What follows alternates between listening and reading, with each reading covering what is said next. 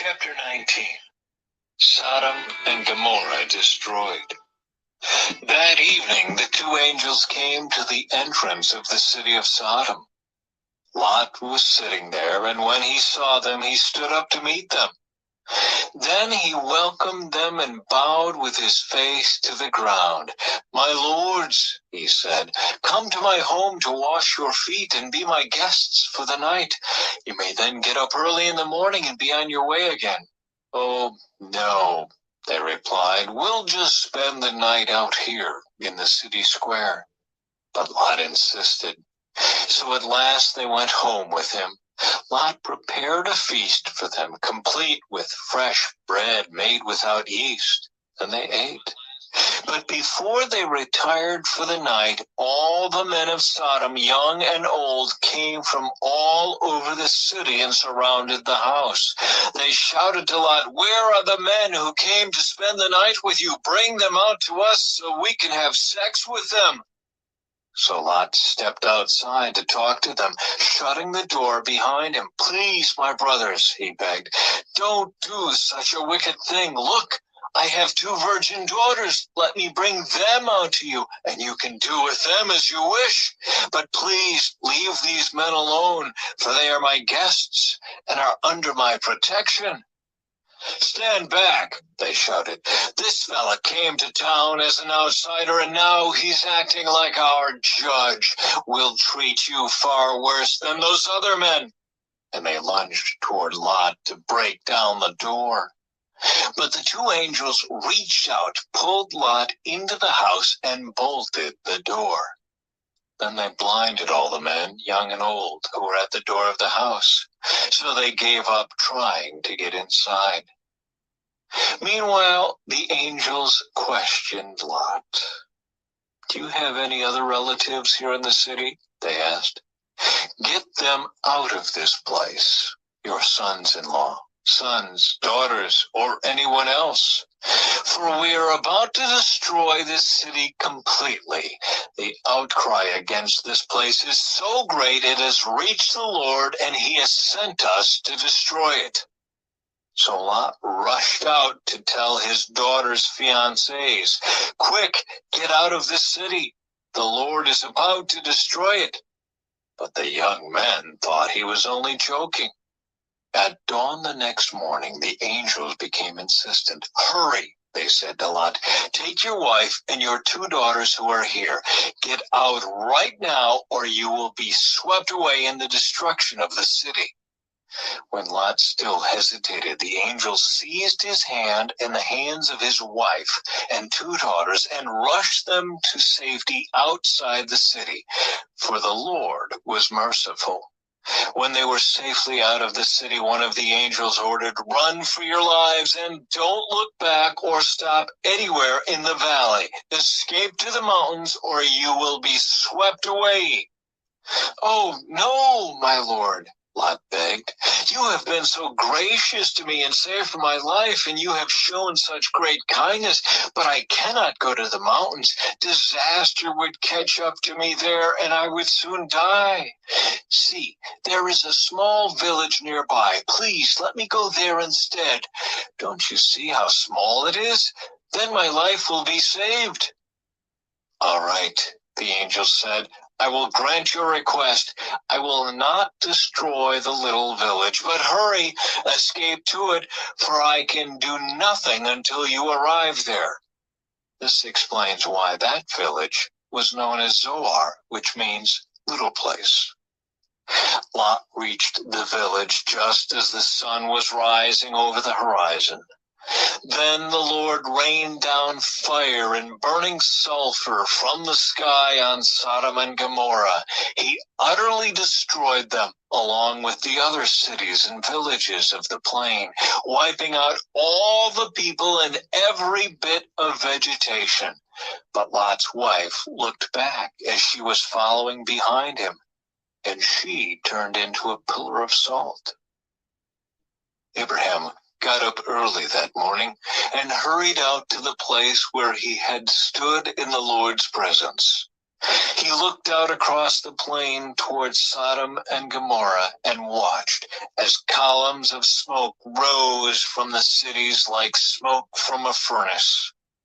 But God had listened to Abraham's request and kept Lot safe, removing him from the disaster that engulfed the cities on the plain. Lot and his daughters. Afterward, Lot left Zoar because he was afraid of the people there, and he went to live in a cave in the mountains with his 2 daughters. One day, the older daughter said to her sister, "There are no men left anywhere in this entire area, so we can't get married like everyone else, and our father will soon be too old to have children. Come, let's get him drunk with wine, and then we will have sex with him. That way we will preserve our family line through our father."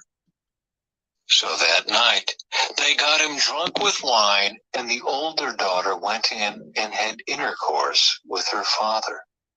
He was unaware of her lying down or getting up again. The next morning, the older daughter said to her younger sister, "I had sex with our father last night. Let's get him drunk with wine again tonight, and you go in and have sex with him. That way we will preserve our family line through our father." So that night they got him drunk with wine again, and the younger daughter went in and had intercourse with him. As before, he was unaware of her lying down or getting up again. As a result, both of Lot's daughters became pregnant by their own father. When the older daughter gave birth to a son, she named him Moab. He became the ancestor of the nation now known as the Moabites. When the younger daughter gave birth to a son, she named him Ben-Ami. He became the ancestor of the nation now known as the Ammonites.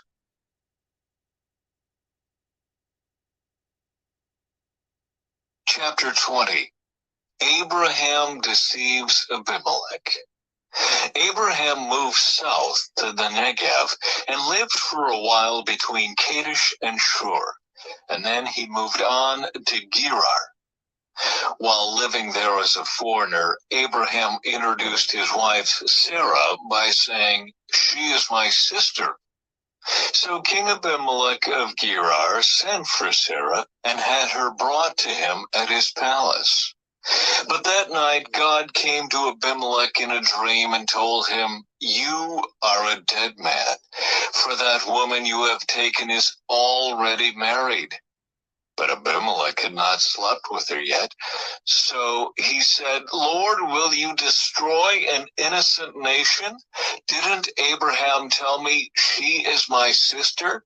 And she herself said, "Yes, he is my brother. I acted in complete innocence. My hands are clean." In the dream, God responded, "Yes, I know you are innocent. That's why I kept you from sinning against me and why I did not let you touch her. Now return the woman to her husband, and he will pray for you, for he is a prophet. Then you will live. But if you don't return her to him, you can be sure that you and all your people will die." Abimelech got up early the next morning and quickly called all his servants together. When he told them what had happened, his men were terrified. Then Abimelech called for Abraham. "What have you done to us?" he demanded. "What crime have I committed that deserves treatment like this, making me and my kingdom guilty of this great sin? No one should ever do what you have done. Whatever possessed you to do such a thing?" Abraham replied, "I thought, this is a godless place. They will want my wife and will kill me to get her. And she really is my sister, for we both have the same father, but different mothers. And I married her. When God called me to leave my father's home and to travel from place to place, I told her, 'Do me a favor. wherever we go, tell the people that I am your brother." Then Abimelech took some of his sheep and goats, cattle, and male and female servants, and he presented them to Abraham. He also returned his wife Sarah to him. Then Abimelech said, "Look over my land and choose any place where you would like to live." And he said to Sarah, "Look, I am giving your brother 1,000 pieces of silver in the presence of all these witnesses. This is to compensate you for any wrong I may have done to you. This will settle any claim against me, and your reputation is cleared." Then Abraham prayed to God, and God healed Abimelech, his wife, and his female servants, so they could have children. For the Lord had caused all the women to be infertile because of what happened with Abraham's wife Sarah. Chapter 21. The birth of Isaac. The Lord kept his word and did for Sarah exactly what he had promised. She became pregnant, and she gave birth to a son for Abraham in his old age. This happened at just the time God had said it would. And Abraham named their son Isaac. 8 days after Isaac was born, Abraham circumcised him as God had commanded. Abraham was 100 years old when Isaac was born. And Sarah declared, "God has brought me laughter. All who hear about this will laugh with me. Who would have said to Abraham that Sarah would nurse a baby? Yet I have given Abraham a son in his old age." Hagar and Ishmael are sent away. When Isaac grew up and was about to be weaned, Abraham prepared a huge feast to celebrate the occasion. But Sarah saw Ishmael, the son of Abraham, and her Egyptian servant Hagar making fun of her son Isaac. So she turned to Abraham and demanded, "Get rid of that slave woman and her son. He is not going to share the inheritance with my son Isaac. I won't have it." This upset Abraham very much because Ishmael was his son. But God told Abraham, "Do not be upset over the boy and your servant. Do whatever Sarah tells you, for Isaac is the son through whom your descendants will be counted. But I will also make a nation of the descendants of Hagar's son, because he is your son too." So Abraham got up early the next morning, prepared food and a container of water, and strapped them on Hagar's shoulders. Then he sent her away with their son, and she wandered aimlessly in the wilderness of Beersheba. When the water was gone, she put the boy in the shade of a bush. Then she went and sat down by herself about 100 yards away. "I don't want to watch the boy die," she said as she burst into tears. But God heard the boy crying, and the angel of God called to Hagar from heaven, "Hagar, what's wrong? Do not be afraid. God has heard the boy crying as he lies there. Go to him and comfort him, for I will make a great nation from his descendants." Then God opened Hagar's eyes, and she saw a well full of water. She quickly filled her water container and gave the boy a drink. And God was with the boy as he grew up in the wilderness.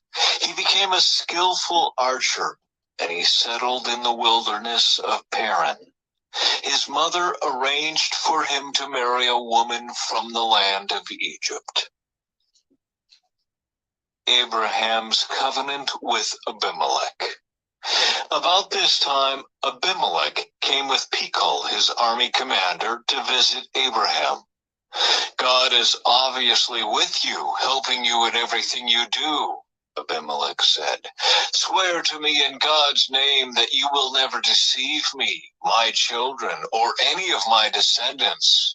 I have been loyal to you, so now swear that you will be loyal to me and to this country where you are living as a foreigner. Abraham replied, Yes, I swear to it. Then Abraham complained to Abimelech about a well that Abimelech's servants had taken by force from Abraham's servants. This is the first I've heard of it, Abimelech answered. I have no idea who is responsible. You have never complained about this before. Abraham then gave some of his sheep, goats, and cattle to Abimelech, and they made a treaty.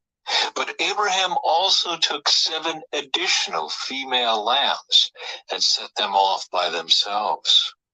Abimelech asked, Why have you set these 7 apart from the others? Abraham replied, Please accept these 7 lambs to show your agreement that I dug this well. Then he named the place Beersheba, which means well of the oath, because that was where they had sworn the oath. After making their covenant at Beersheba, Abimelech left with Phicol, the commander of his army, and they returned home to the land of the Philistines. Then Abraham planted a tamarisk tree at Beersheba, and there he worshipped the Lord, the eternal God. And Abraham lived as a foreigner in Philistine country for a long time.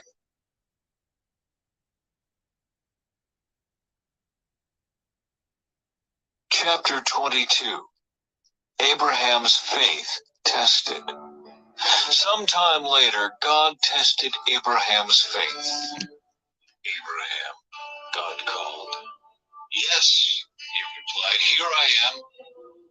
Take your son, your only son, yes, Isaac, whom you loved so much, and go to the land of Moriah. Go and sacrifice him as a burnt offering on one of the mountains, which I will show you. The next morning, Abraham got up early. He saddled his donkey and took 2 of his servants with him, along with his son Isaac. Then he chopped wood for a fire for a burnt offering and set out for the place God had told him about. On the 3rd day of their journey, Abraham looked up and saw the place in the distance. Stay here with the donkey, Abraham told the servants. The boy and I will travel a little farther. We will worship there, and then we will come right back. So Abraham placed the wood for the burnt offering on Isaac's shoulders, while he himself carried the fire and the knife. As the 2 of them walked on together, Isaac turned to Abraham and said, Father? Yes, my son, Abraham replied. We have the fire and the wood, the boy said, but where is the sheep for the burnt offering? God will provide a sheep for the burnt offering, my son, Abraham answered, and they both walked on together. When they arrived at the place where God had told him to go, Abraham built an altar and arranged the wood on it. Then he tied his son Isaac and laid him on the altar on top of the wood. And Abraham picked up the knife to kill his son as a sacrifice. At that moment, the angel of the Lord called to him from heaven, Abraham, Abraham. Yes, Abraham replied, here I am. Don't lay a hand on the boy, the angel said. Do not hurt him in any way, for now I know that you truly fear God. You have not withheld from me even your son, your only son. Then Abraham looked up and saw a ram caught by its horns in a thicket. So he took the ram and sacrificed it as a burnt offering in place of his son. Abraham named the place Yahweh-Yireh, which means the Lord will provide. To this day, people still use that name as a proverb. On the mountain of the Lord it will be provided. Then the angel of the Lord called again to Abraham from heaven. This is what the Lord says: because you have obeyed me and have not withheld even your son, your only son, I swear by my own name that I will certainly bless you. I will multiply your descendants beyond number, like the stars in the sky and the sand on the seashore.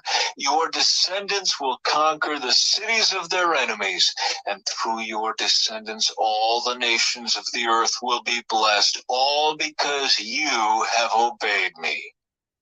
Then they returned to the servants and traveled back to Beersheba, where Abraham continued to live.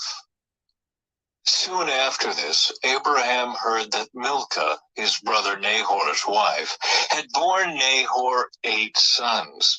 The oldest was named Uz. The next oldest was Buz, followed by Kemuel, the ancestor of the Arameans, Kezib, Hazo, Pildash, Jidlaph, and Bethuel. Bethuel became the father of Rebekah. In addition to these 8 sons from Milcah, Nahor had 4 other children from his concubine Reumah. Their names were Tebah, Gaham, Tahash, and Maacah. Chapter 23. The Burial of Sarah. When Sarah was 127 years old, she died at Kiriath Arba, now called Hebron, in the land of Canaan.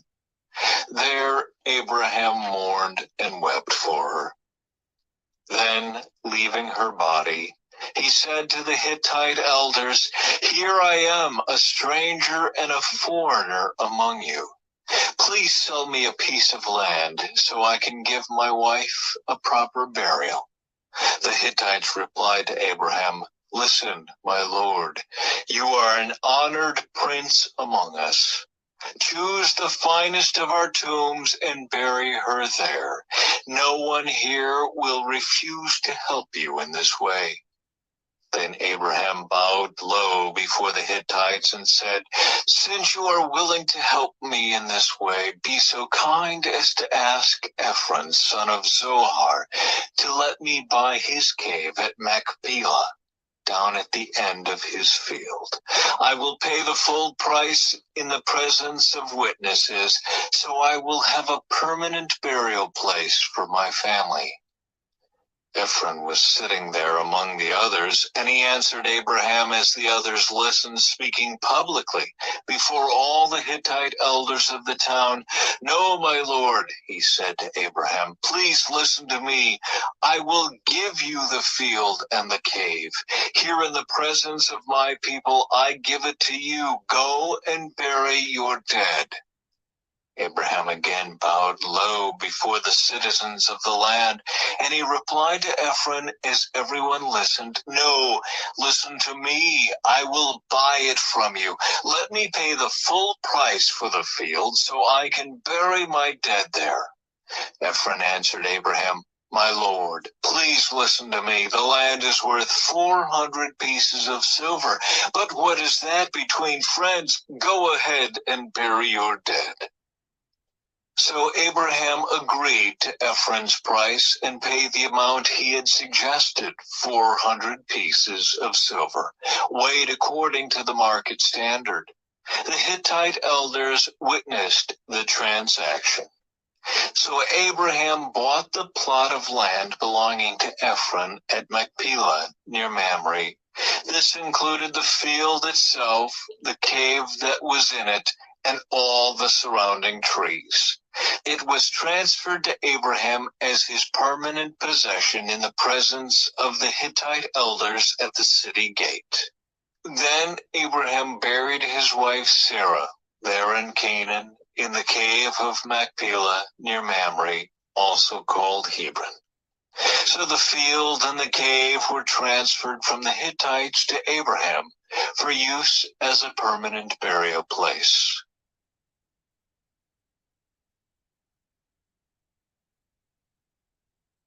Chapter 24. A wife for Isaac. Abraham was now a very old man, and the Lord had blessed him in every way.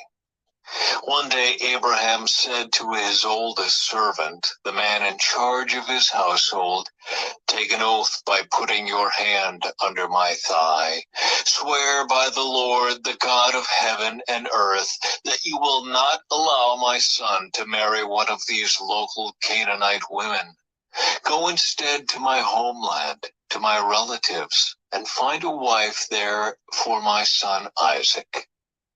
The servant asked, "But what if I can't find a young woman who is willing to travel so far from home? Should I then take Isaac there to live among your relatives in the land you came from?" "No," Abraham responded, "be careful never to take my son there.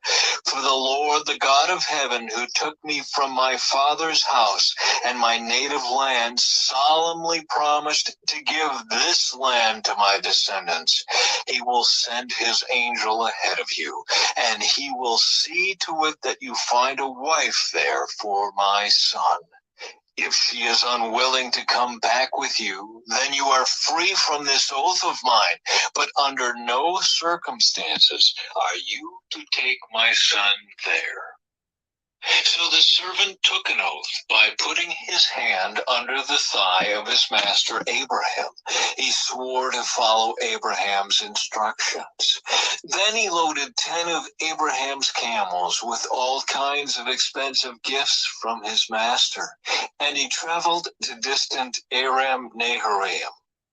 There he went to the town where Abraham's brother Nahor had settled. He made the camels kneel beside a well just outside the town. It was evening, and the women were coming out to draw water. "O Lord, God of my master Abraham," he prayed, "please give me success today and show unfailing love to my master Abraham. See, I am standing here beside this spring, and the young women of the town are coming out to draw water. This is my request. I will ask one of them, 'Please give me a drink from your jug.' If she says, 'Yes, have a drink and I will water your camels too,' let her be the one you have selected as Isaac's wife. This is how I will know that you have shown unfailing love to my master." Before he had finished praying, he saw a young woman named Rebekah coming out with her water jug on her shoulder. She was the daughter of Bethuel, who was the son of Abraham's brother Nahor and his wife Milcah. Rebekah was very beautiful and old enough to be married, but she was still a virgin. She went down to the spring, filled her jug, and came up again. Running over to her, the servant said, "Please give me a little drink of water from your jug." "Yes, my lord," she answered. "Have a drink." And she quickly lowered her jug from her shoulder and gave him a drink. When she had given him a drink, she said, "I'll draw water for your camels too, until they have had enough to drink." So she quickly emptied her jug into the watering trough and ran back to the well to draw water for all his camels. The servant watched her in silence, wondering whether or not the Lord had given him success in his mission. Then at last, when the camels had finished drinking, he took out a gold ring for her nose and 2 large gold bracelets for her wrists. "Whose daughter are you?" he asked. "And please tell me, would your father have any room to put us up for the night?" "I am the daughter of Bethuel," she replied. My grandparents are Nahor and Milcah. Yes, we have plenty of straw and feed for the camels, and we have room for guests. The man bowed low and worshipped the Lord. Praise the Lord, the God of my master Abraham, he said. The Lord has shown unfailing love and faithfulness to my master, for he has led me straight to my master's relatives. The young woman ran home to tell her family everything that had happened. Now Rebekah had a brother named Laban, who ran out to meet the man at the spring. He had seen the nose ring and the bracelets on his sister's wrists, and had heard Rebekah tell what the man had said. So he rushed out to the spring where the man was still standing beside his camels. Laban said to him, Come and stay with us, you who are blessed by the Lord. Why are you standing here outside the town when I have a room all ready for you and a place prepared for the camels? So the man went home with Laban, and Laban unloaded the camels, gave him straw for their bedding, fed them, and provided water for the man and the camel drivers to wash their feet. Then food was served. But Abraham's servant said, I don't want to eat until I have told you why I have come. All right, Laban said, tell us. I am Abraham's servant, he explained, and the Lord has greatly blessed my master. He has become a wealthy man. The Lord has given him flocks of sheep and goats, herds of cattle, a fortune in silver and gold, and many male and female servants and camels and donkeys. When Sarah, my master's wife, was very old, she gave birth to my master's son, and my master has given him everything he owns. And my master made me take an oath. He said, Do not allow my son to marry one of these local Canaanite women. Go instead to my father's house, to my relatives, and find a wife there for my son. But I said to my master, What if I can't find a young woman who is willing to go back with me? He responded, The Lord in whose presence I have lived will send his angel with you and will make your mission successful. Yes, you must find a wife for my son from among my relatives, from my father's family. Then you will have fulfilled your obligation. But if you go to my relatives and they refuse to let her go with you, you will be free from my oath. So today, when I came to the spring, I prayed this prayer. O Lord, God of my master Abraham, please give me success on this mission. See, I am standing here beside the spring. This is my request. When a young woman comes to draw water, I will say to her, Please give me a little drink of water from your jug.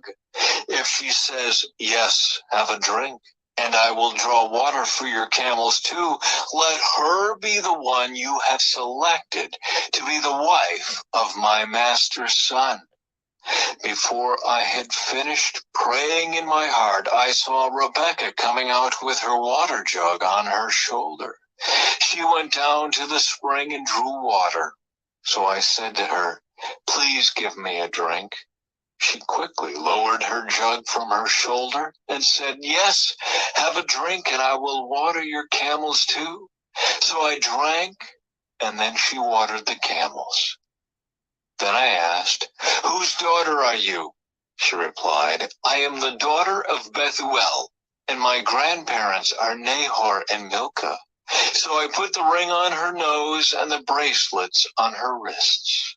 Then I bowed low and worshiped the Lord. I praised the Lord, the God of my master Abraham, because he had led me straight to my master's niece to be his son's wife.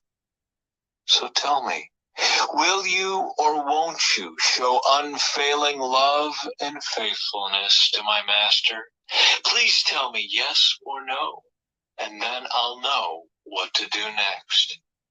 Then Laban and Bethuel replied, "The Lord has obviously brought you here, so there is nothing we can say. Here is Rebekah, take her and go. Yes, let her be the wife of your master's son, as the Lord has directed." When Abraham's servant heard their answer, he bowed down to the ground and worshiped the Lord. Then he brought out silver and gold jewelry and clothing and presented them to Rebekah. He also gave expensive presents to her brother and mother. Then they ate their meal, and the servant and the men with him stayed there overnight. But early the next morning, Abraham's servant said, "Send me back to my master." "But we want Rebekah to stay with us at least 10 days, her brother and mother said. "Then she can go." But he said, "Don't delay me. The Lord has made my mission successful. Now send me back so I can return to my master." "Well," they said, "we'll call Rebekah and ask her what she thinks." So they called Rebekah. "Are you willing to go with this man?" they asked her. And she replied, "Yes, I will go." So they said goodbye to Rebekah and sent her away with Abraham's servant and his men. The woman who had been Rebekah's childhood nurse went along with her. They gave her this blessing as she parted: "Our sister, may you become the mother of many millions. May your descendants be strong and conquer the cities of their enemies." Then Rebekah and her servant girls mounted the camels and followed the man. So Abraham's servant took Rebekah and went on his way. Meanwhile, Isaac, whose home was in the Negev, had returned from Beer-lahai-roi. One evening, as he was walking and meditating in the fields, he looked up and saw the camels coming. When Rebekah looked up and saw Isaac, she quickly dismounted from her camel. "Who is that man walking through the fields to meet us?" she asked the servant. And he replied, "It is my master." So Rebekah covered her face with her veil. Then the servant told Isaac everything he had done. And Isaac brought Rebekah into his mother Sarah's tent, and she became his wife. He loved her deeply, and she was a special comfort to him after the death of his mother.